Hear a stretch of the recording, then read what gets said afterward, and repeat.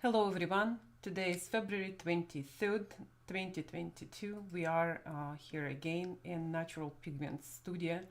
My name is Tatiana Zaytseva and I, like always, assisted by Georgia Handlin, and today we will talk about probably the most useful topic. It's about paste mediums. Before that, I have a news for you. This news has two tails, one good, one bad. So good one, it's we have painting best practices live workshop again in next month, next week on March 1st. It will start March 1st and it will be every Tuesday and Thursday next 3 weeks after. And so it will be, the sessions will be 3 hours each, and usually we spend hour to 2 hours talking. After that it will be live. The bad news is it will be our last live class. That's already would be third one we did during the COVID. And as much as before COVID I was telling artists, then we tired to go all over the world with our classes because we travel so much. But now we understand and we miss we miss audience, we miss to hear you, your problems. And so from that point on, we will have classes only on schools and studios who will invite us. We will not organize our own classes unless I absolutely would want. But so far our schedule looks like this, so probably 3 to 4 classes personal, and like I said, it will be specific schools, and if they will have extra space they will open for public.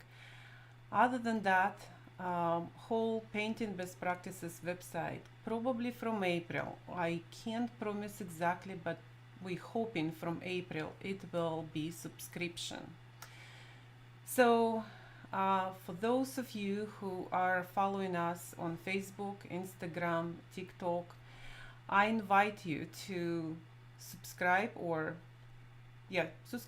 to painting best practices. And so because all our attention will be probably on that website, because we realize then this knowledge is absolutely needed for you, and you can't find anywhere else, and we would be happy to provide that.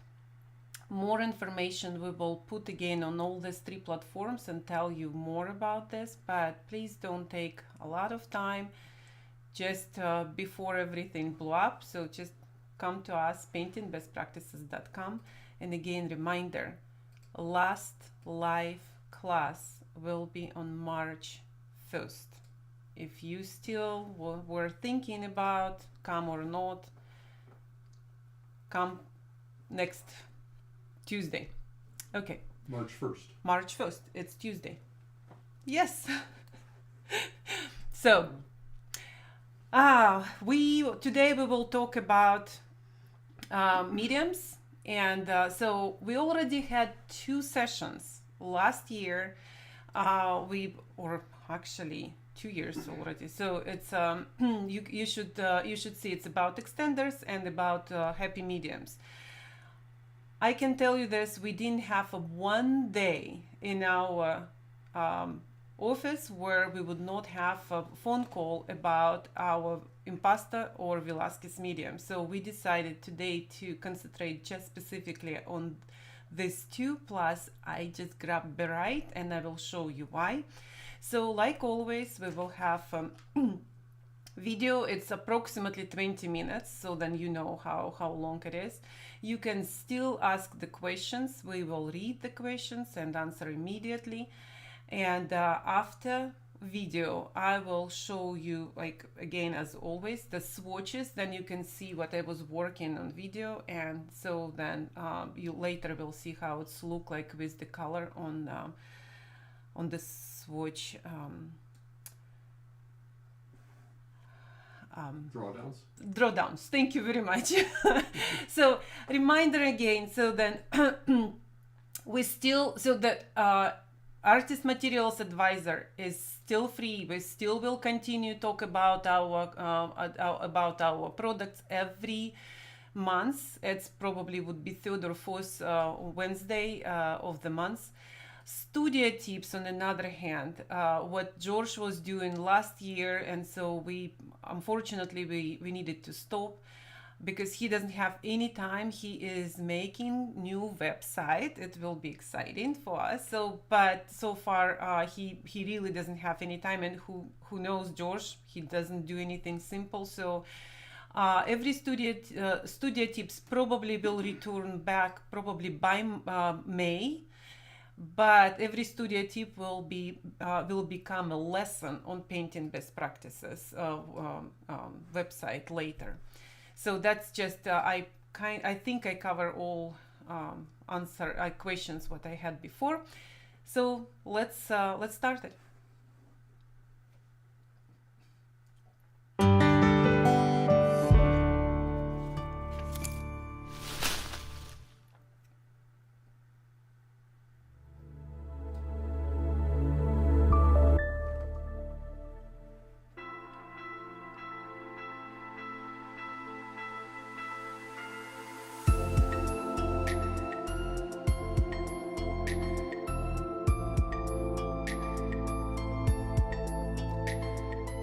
Just to understand, extender pigments look very white through the air, but once you mix with oil, specifically oil, we will talk only about this medium today, it's completely transparent.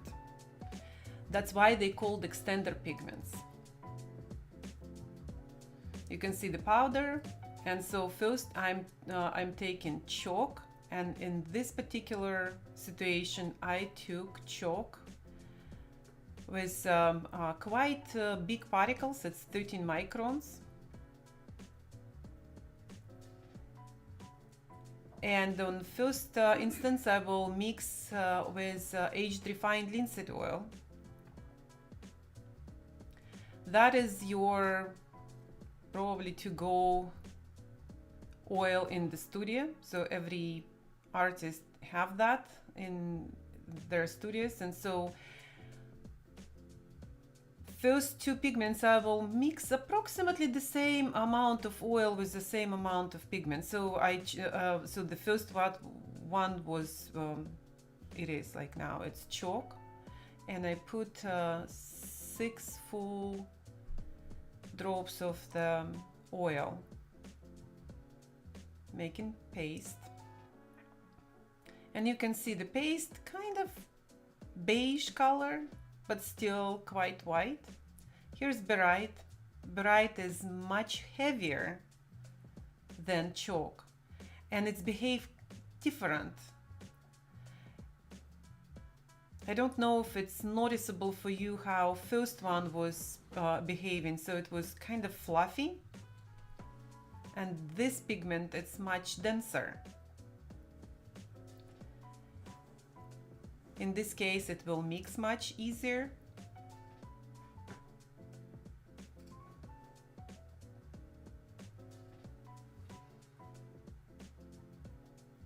What's important to understand is that each extender pigment gives a different property when added to paint. And so that's why we're showing several different types. And just to let everybody know that calcite is chalk. It's also calcium carbonate. And barite, which is a natural mineral, is barium sulfate. You can see how it's behaved different. It even feels heavier when you touch it. It will be much more apparent when I will put all three of them together. Organoclay. It's one of this you don't hear much, and we provide for you just as a fun pigment to play with. And it's actually less of an extender pigment, rather more of an additive, because thank you. You wouldn't want to use anywhere near as much in paint. And we will show you why. And you can see this when I slightly try to put on the glass, and you see how the particles, yep, you see that.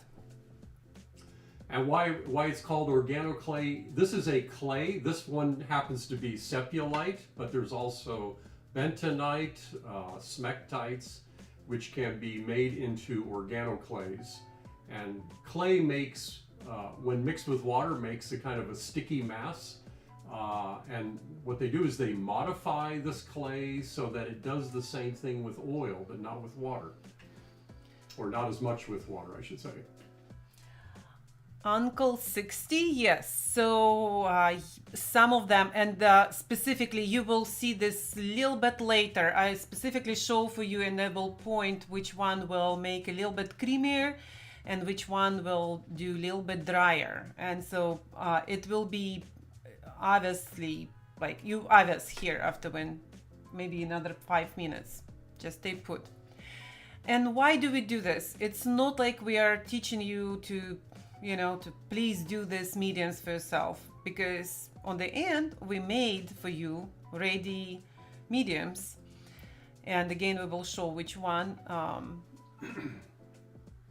for every pigment. Here we mix in bodied linseed oil. In this case I took medium viscosity. You can take any bodied oil. We have through the years we had many of them. Some of them we are losing on the process, and it's due to situation right now in the world, and George will probably address a little bit about that. So bodied oils. I'm saying that why we are missing some of our oils. body oils are no longer available due to the pandemic. There's a shortage of flaxseed for industrial purposes. So this may be a temporary situation, or it may be a more prolonged situation. We'll figure that out. Keep in mind also that why we're showing this, by the way, is we're showing calcite with two different oils. This is the same calcite that we did earlier with refined linseed oil, and you're going to see a completely different behavior. So just by varying the oil and varying the extender pigment, you have entirely different behavior, and that's the point of showing you all of this is the potential range of behavior that you can impart to oil paint.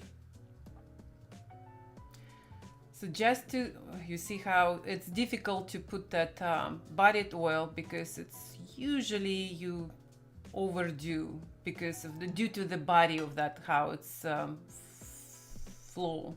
Yeah, it's also very sticky. You probably wouldn't want to use pure bodied oil anyway, because it sticks everything, and makes it very difficult to brush out. Yes, and very difficult to mix. You saw how difficult between, like, first chalk I mixed with aged refined linseed oil. It was work, but not as much. And here barite, again, heavier pigment, and you will see how that behave with bodied oil.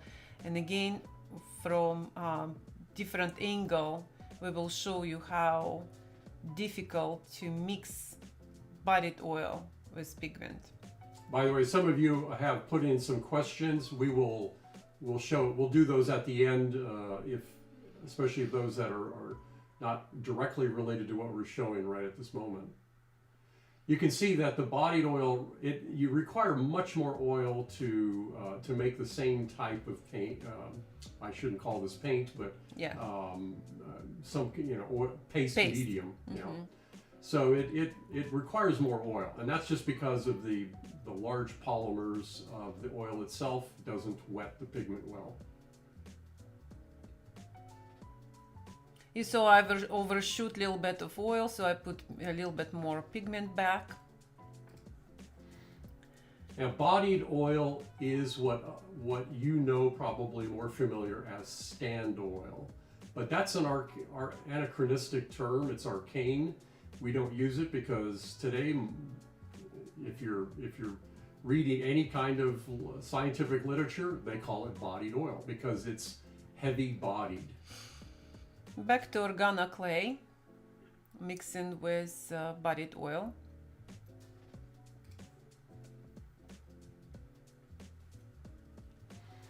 And by the way, any of these extender pigments can be added to any paint or medium. You can add it to an alkyd medium, you can add it to just oil like we demonstrated here. And again, the idea is to extend your paint or to change the behavior of your paint. It's not a replacement for paint.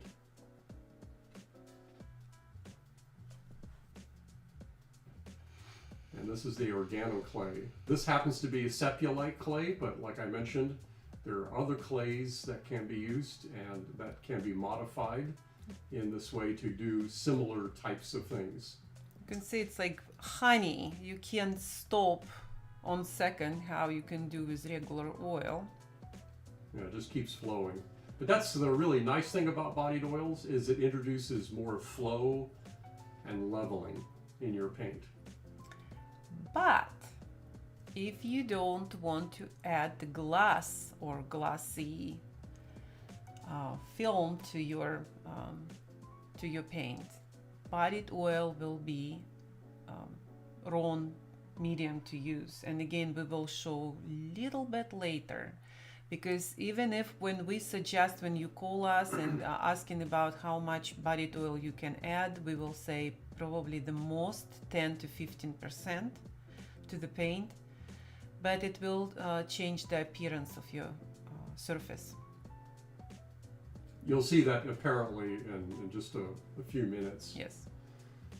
You could also call this putty. In fact, we make a medium called Impasto Putty, which is just a very stiff paste medium like this. I specifically didn't show Impasto Putty in that session because it's very specific one, and only people who absolutely need it we provide for them. Other than that, in raw hands it will look very, very raw medium because it's very stiff, and usually people who use the palette knives to paint, so that would be their medium. So look now. Look at the difference. Same pigment, but different oil. Yeah, see what a big difference. The bodied oil creates flow, leveling, gloss. That's how it changes paint. And you see how it's expanding in the and look what now barite. Look what the difference between chalk and barite.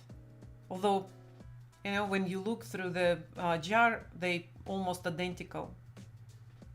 And the difference is then barite is much more dense pigment. And when you touch it on, you know, with just aged refined linseed oil, it's funny. It feels like butter or margarine actually, but very heavy one. And look at the Organo Clay. Did you notice the difference in color? Look, again, we look at the dry pigments almost the same, but look what happened here. And again, notice with Organo Clay, I will leave like this, and it's not only keeping the form, and look how it's glossy too. Yeah. And Again, that's what bodied oil does. Yeah. It creates gloss even in the dried paint film. And you see how the piles with the bodied oil are spreading out. That's what they call flow out and leveling. So yes, on another hand, if you do want your paint will look like jewel-like or, you know, glossy, so you obviously need to add little bit. Yep, oh, here's like bodied oil. You see that? So here we are mixing our mediums, kind of, with Venetian red, our Venetian red color. We're big particles, and you can see, first of all, there are no changes in color. That's noticeable. There you can see how different look and appearance. So on right side, on is that right side? Is that how it will see on. So on the left side is the bodied oil. Yes, and the right side is with chalk and refined linseed, and so how it's matte looking. On the other hand, with barite, even if it's with aged refined linseed oil, it still will look much more glossy, and it's due to appearance of barite. So it is why on next 5 minutes I wanted to show you, because we do have two mediums, Impasto and Velascos, which we absolutely understand. Some of you will be interested to make your own putties. Some of you don't want to do that and just want to use ready. So we do have that mediums for you, and we will explain what extender pigments we used. But in order of barite, we have as a white color in as the color in our white line. So although if you will look our session, I think from December, about white colors, so we cover white barite there, and it's completely transparent. But it does give different appearance to any color you mix with. And here's your Organo Clay, and it does keep a form, and it's still flowing.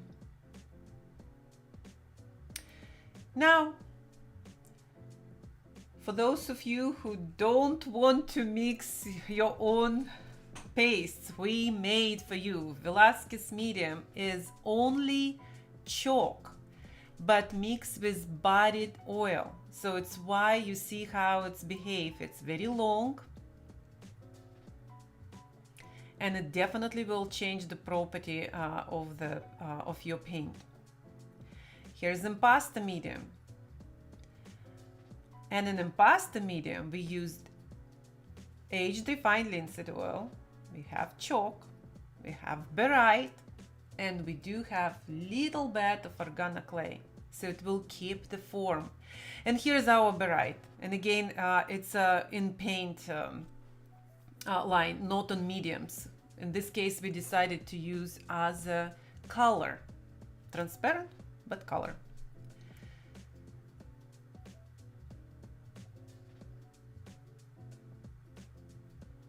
So the Velascos Medium, chalk, and bodied oil, it's actually a blend of oils. Yes. To give it that quality. It's not pure bodied oil, because that would be too much to work with. Yes. It will be sticky and you will hate us. So we do that very comfortable. So here's Impasto Medium. And Impasto, George specifically made it, then it will stand up. So you can definitely create a Impasto look, texture. Yeah. There's no leveling or flow out with it. And it will matten your color. Here's barite. And just due to it paint, really, it's like it's sliding. It's so unusual for any. We don't have any other colors like this. So for Uncle 60, that's what I would suggest for you. If you ever need to make a color a little bit more followable, but same time still to keep the the look of the color and the behavior, so I would suggest for you to use the barite in this case. And of course, for opposite, if you do have a little bit more soft paint and you want to stiffen that, so you have two choices. First choice, I would think, so then use the same pigment. If you have, if it happened to be in your studio, if let's say if it's red earth, so or red, like Venetian red or something, so then add specifically the same pigment. If you don't have, so then you have a lot of choices. We have this set. So I remind you, so we have that set at Extender Pigments. We actually have several sets on our website, where here you have 16 Extender Pigments, and all of them, each of them will give you different appearance, and definitely will stiffen up the paint.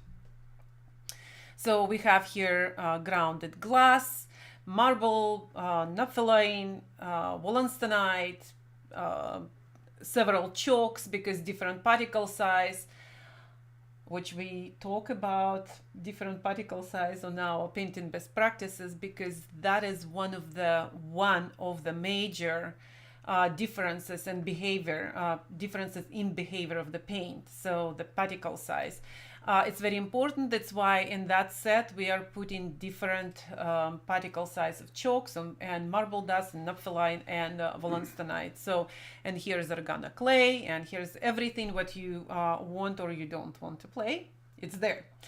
But nevertheless, so in our website, if you don't want to touch any of that, but I do believe it will be helpful to have in your studio a bag of chalk, and if some pigments or some colors behave not how you want it, that probably would be good to just to stiffen up. And again, barite on another hand, so which again, if you will look session on December about white colors, where we talk, and I just yesterday grabbed that that swatch, and that's how barite looks like. You see how transparent it is, and so I did the swatch. It's 6 mils. It's quite thick, but you see how it's transparent. So then I promise you to show them exactly the same. So the paint what we were using that session, how they will look like with. So here's with refined. Josh, can we switch it? So with refined linseed oil. Okay, so let me clean up here for a second. So here how. So here's chalk, here's with barite, and here's with Organo Clay. Can you see? And all of them you can see quite matte. Okay, and here you can see with barite oil, and you can see how barite is very, very glossy. Chalk somewhere in the middle. And you can see the Organo Clay. And what interesting, I can tell you this, both of this chalk and barite with refined linseed oil, and especially with barite oil, still wet, where you can see with Organo Clay, even with barite oil, it's already dried out. So therefore, again, never ever used, of course, like what I did 50-50, but if you do want to change the look of the painting, like make it a little bit matte, or speed up the time, so then Organo Clay, or we have another one, it's called talc. So again, you can go back and look on previous sessions. So we'll definitely speed up the time and look of that. So here, so we have chalk. So this is just Venetian red, just from the tube. Here's with chalk, with refined linseed oil, and here's with barite oil. You see how, so there are no changes in the color, although it was 50-50. So, but you can see in appearance. So here with barite, so again, full color with chalk, and with, I'm sorry, with barite with refined linseed oil, and here's with barite oil. You can see again the difference. And here's Organo Clay. Here you probably see the difference quite apparent. So this is full color. Here with Organo Clay with aged refined, completely dried, and you see how it kept the form. And here's even with barite oil, and still it's already dried out, and it's 2 days. Big difference, big difference. So The only thing we want to again reiterate, make very important: do not use too much of Organo Clay. This is no an additive. Yes. And it doesn't accelerate drying. This is just an effect due to the amount of oil that it's in the mixture itself. And by the way, a lot of the times the drying time is affected by pigment more so than extender pigments. Extender pigments typically don't hasten drying, except for the fact that if you add extender pigment directly to paint, you're actually decreasing the pigment to oil ratio, so you're going to get faster drying that way. But other than that, if you add a paste of an extender pigment to paint, you're not necessarily going to hasten the drying time. So this is from December session, so where we were talking about chalk, and that's it's actually again this is on cadmium, and I was showing then it's not changing the color at all, but you can see how, so with chalk it's less glossy, with Velascos it's more glossy, and so it's depend on the oil. And so here's full body, here's 50-50 with chalk, so you can see that there's no difference in the color. We have a lot of questions. Yes, let's answer. And I'm going to switch. Yes. So our first question: are the dry extender pigments also applicable to a tempera? Not much, because see again, so this exactly pigments are they white through the actually, you know what? Let me look back, because why would you need extender pigment in egg tempera? Because it's already medium. Think of it like this: an extender pigment in egg tempera is going to actually be a very transparent white. So it will be white, and you really don't need to extend pigments in egg tempera, except if you want to perhaps dull down the color a little bit, reduce its saturation, because you're adding essentially a white. So that's it wouldn't have the same effect as it does in oil paint. Again, we talk a lot about egg tempera in our painting best practices workshop, and reason why, because this is one of the mediums what actually take so small amount of medium itself, but it's very rich in pigment. So let's go on to the next one. Oops, I'm sorry. This is in regards to, can we use these pigments for gouache? And the answer is yes. Same, yes. So yeah, that's in this case exactly. You make watercolor. That's exactly how you make watercolor gouache. Yeah, you make a little bit more opaque. So then you add 2 watercolors. Yes, absolutely. And Margaret asks, in what situations would you use extenders? In what situations? Okay, so exactly what I just explained to Uncle 60. So if you, let's say, mostly probably like in our paint, because all other paint companies are making paint, they try to make the behavior the same, so then they look almost identical. When you go to our company and you use our colors, some of them long and stringy, some of them short and buttery, some of them behave completely, you can take our 4 red ochres, they all behave different. But let's say you like the color, but behavior of this color is not exactly what you wanted. So let's say it's a little bit runny than you wanted. So you use extender pigment to bulk up or stiffen up. Or so this another way how to make your color transparent. This is probably the most important aspect, because when you were go to school and when teacher taught you how to make color transparent, just putting oil there, instead of putting a lot of oil, which weakening your film, what is it, oil film. So then you put extender pigment, and just because it's pigment but transparent, it make your paint transparent.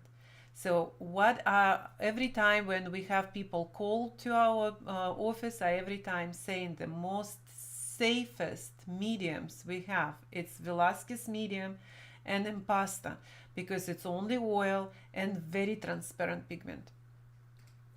Next question, would calcium sulfate be a substitute for calcium carbonate?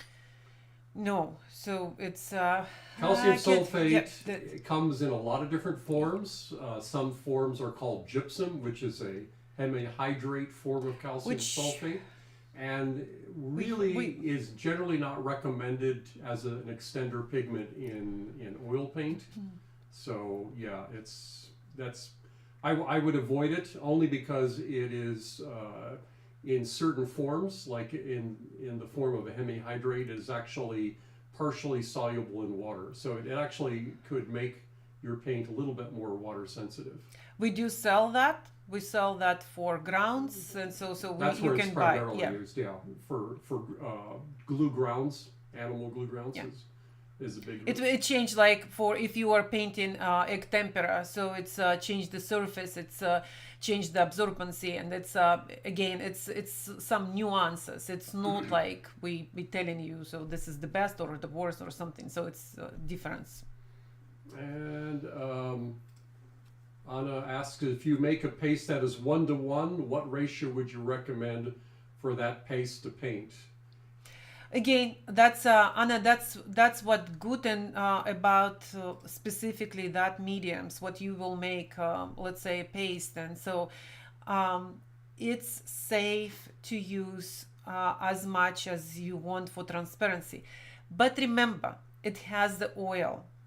So if your color actually has enough oil for both pigment, what is already in the paint, and for extender, I would suggest do not use, as much with oil. So you can just use dry pigment. But if that behavior okay with you, so then it's safe to use as. Think it's like this. When you make you mix in two colors, let's say blue and yellow, and supposedly it will be green. You mix in them different ratio just for the end result, what you like as a color. Same here, because this is essentially the paint. It's just transparent. So you can mix as much as you want, and that would be your preferences.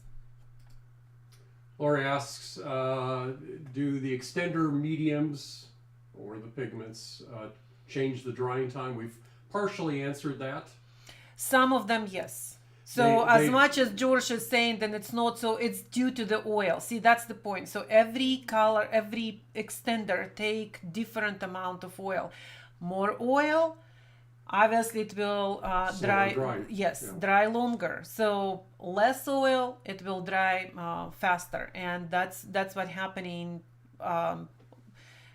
Plus, let's say like Velascos Medium, because we do have barite oil, it's probably a little bit prolonged than like in Impasto Medium, because Impasto Medium has 3 different pigments. So yeah, part of it, the fat over lean rules, by the way, because extender pigments have solids in them, then they are, you think of them like paint. So that's so just think of it like a paint and follow that rule there. Let me see, Kip. Oh, hi Kip. Hi Kip. Which extenders in order are the most transparent? Crystal glass, pyrogenic silica, calcites, barite, wollastonite. Okay, I can tell you this. So it's almost like what you put right there. So crystal glass will be first. Silicate probably would be Pyrogenic or fumed silica is about the same. Same. If not, So actually more because of the particle size. And so then probably barite and then calcite. And wollastonite, the very close to the calcite. And by the way, just because Kip remind me by his name even being there. So this Saturday, cohorts, we have last meeting of the, so not last meeting, last Saturday of the month, we have our cohorts. And so all people who ever for last 8 years attend our 9 years attend our classes, doesn't matter live or online, welcome to Saturday. So it's 11 o'clock Pacific time every last Saturday of the month. Okay, and what are the drying times? This is Diane. What are the drying times? I got wollastonite and it takes forever to dry. That's true. That's true. It's due to the particle size, and just because wollastonite taking a little bit, and by the way, I assume, Diane, that you're talking about not just simply adding wollastonite to the paint, but adding wollastonite as a paste. Paste, probably, yeah. Yes. So because use less oil. Oil. That's the key. Yeah. If you do make a paste with wollastonite, make as stiff as possible, because, and another trick with wollastonite. So when you make a paste, so just leave it alone for maybe 15 minutes, and 15 minutes later add more pigment, and it will take, you will see, it will take more pigment. So then again, let it sit again. And I would not keep it probably in the tube, because it will probably will be very stiff.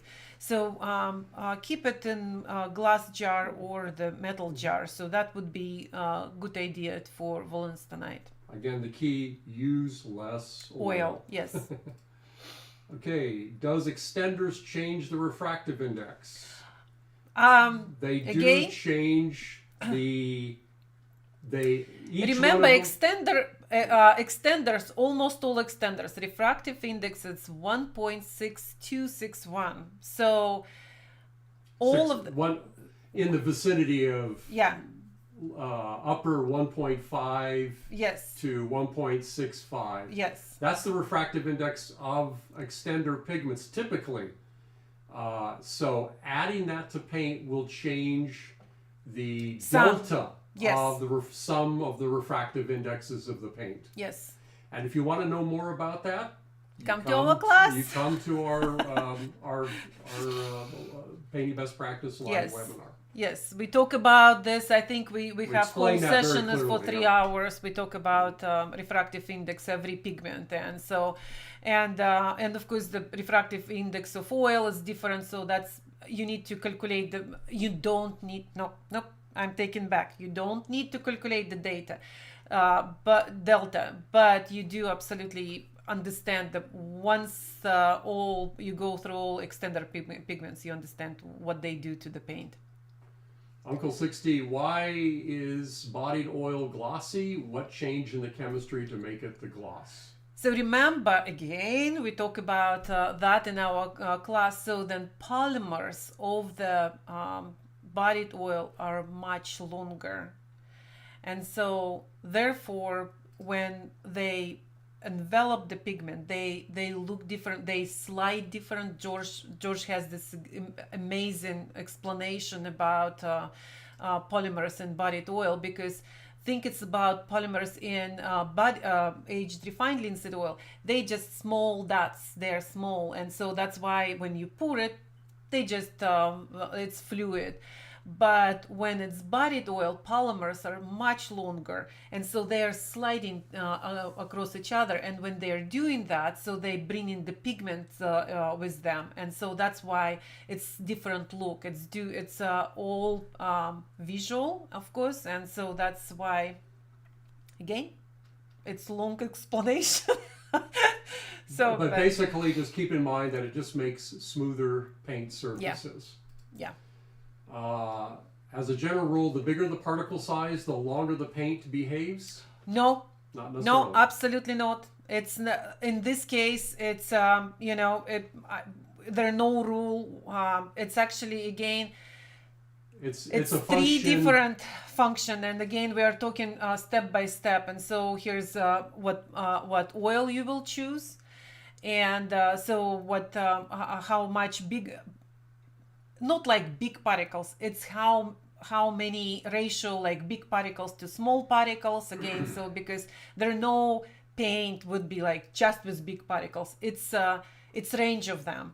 So, and it's mostly about how you choose oil, and It's oil and particle size range. yes, The bigger the range, the more likely, not necessarily, but the more likely the paint will behave longer. This is a little bit off topic, but it might be good to talk about it. When Robert asks, when do you need to consider changing from canvas to board as a support, if at all? now, today. So we have we already had AMA about of course the supports. Please take a look there, and we extensively talking about why canvas is not the best support. And so we, through years, we convinced so many artists to switch. And if you like the look of the canvas, you can adhere canvas to the panel. But if it's not absolutely necessary, if it's not the order from your customer where they want specifically, canvas, or it's huge, let's say huge size, it's the time right now to switch to the different surface that support, and better aluminum composite support. That's the best right now, what we know. Maybe tomorrow we will know something else, but... And Robert, there's a free course on the paintingbestpractices.com website that talks about that exactly. So go, it's about painting failures. It describes the major cause of painting failures. So go to that one. You'll find that very informative. And then Nancy asks, if painting... Hi, Nancy. In painting in a layered fashion, can you paint a lower layer with chalk so it stands up, and a later layer with bodied or Velascos Medium so it'll end up with a glossier finish? Absolutely. Yeah. Absolutely. You obviously, Nancy, you read so much of Georgia's topics, so absolutely you are talking about very sane way to paint. Yes. Is garden lime a good extender? No. Absolutely no. No, absolutely not. Not. No. Unless you want to make limed oil, which is not a good thing. No. Please, no. Jenny asks, have you ever done a session solely on glazing? No, we didn't. And I think it's coming. I do believe. Thank you for question. So next month's artist material advisor will be hopefully about watercolors. We are preparing big thing on March for watercolors, Rublev line, and we try to put all our watercolors back in stock. On top of that, we will introduce you for, I believe, 12 new colors. And so that would be our next session.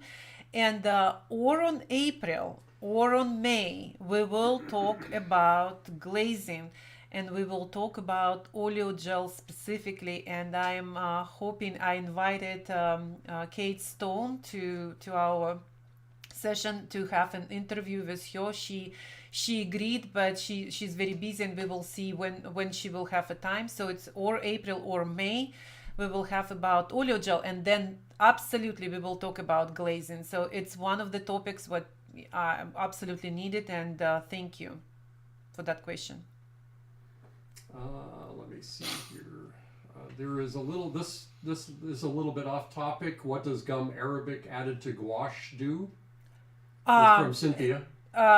So gum arabic is actually the glue, what keeps the paint together, because otherwise it will just powder. So think it's like this: you take a pigment, you put with water, you paint it with that, and it's beautiful while it's wet. But once water evaporates, there's nothing to hold that pigment to the paper. So that's why gum arabic is the glue, what keeps particles of pigment. Gouache contains gum arabic. Yes.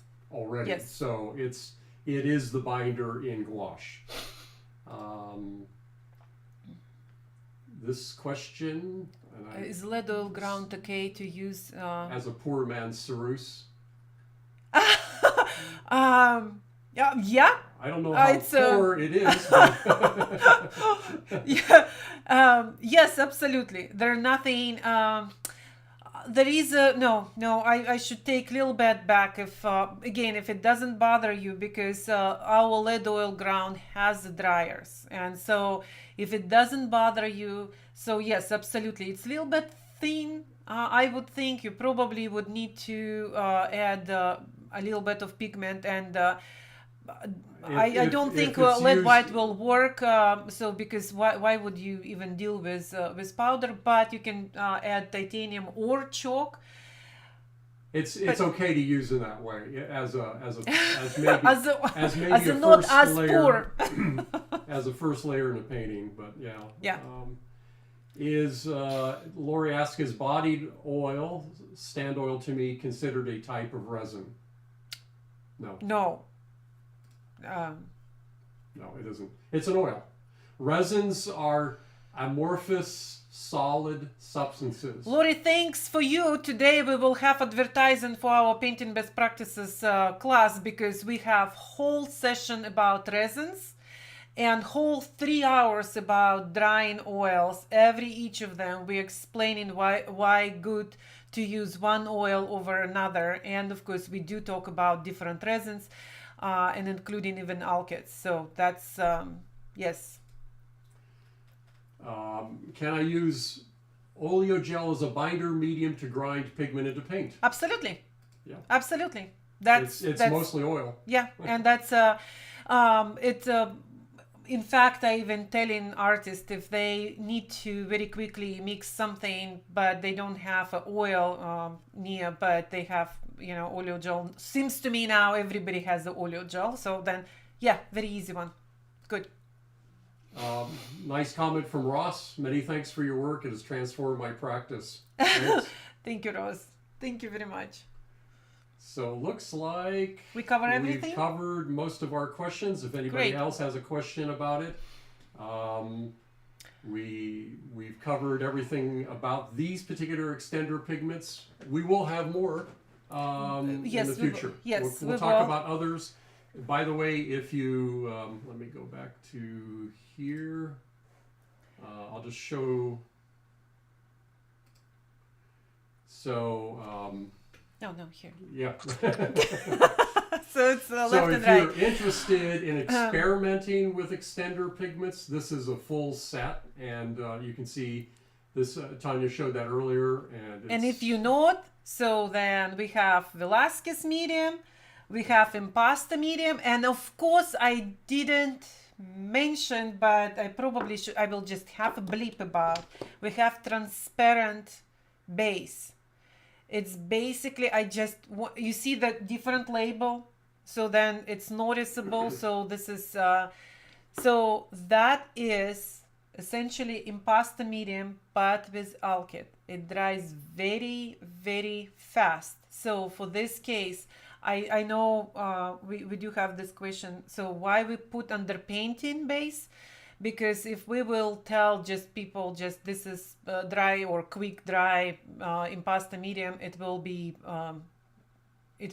wrongly used.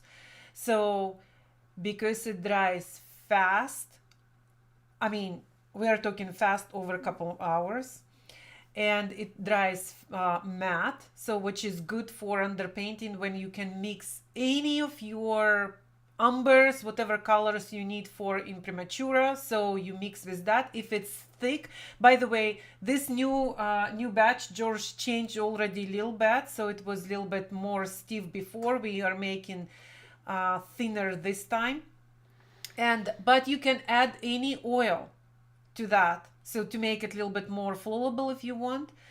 And be careful. Again, it's alkyd based, and it's Impasto Medium just specifically for the underpainting layer.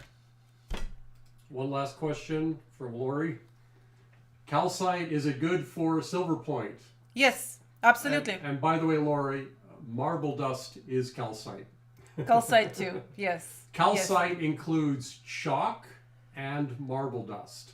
So calcite is the mineral, which of course marble dust. Different forms, It's a different form of it. Marble dust and chalk are both forms of calcium carbonate. Yes. So it's all one big happy family. You can use them, but the form is different, like Tanya mentioned. It's why we have in our line we have Easy Gesso, we have Easy Gesso Extra Fine, and we have traditional ground, silver point ground, and George is having different formulas there, and so then, but all of them very good for silver points. Yes, thank you.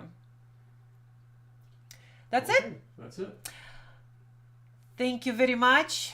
As always, we appreciate you being with us today. And so next Artist Materials Advisor, we will advertise next month. And so hopefully it will be watercolors. And so if you have artists who know or who loves the watercolors, please invite them to that session. And just quick note, watercolors Rublev line we are using exactly the same pigments what we use in Rublev oil line. That's why some artists are very often use our watercolors on plein air, just to go and find the sketches, and so easy to figure out the colors. And so that would be interesting to us too. It's first time we will advertise that much on watercolors. We are proud of. Again, thank you very much. Have a great day, and see you next time. Cohorts, don't forget this Saturday, 11 o'clock Pacific time. See you then. Bye.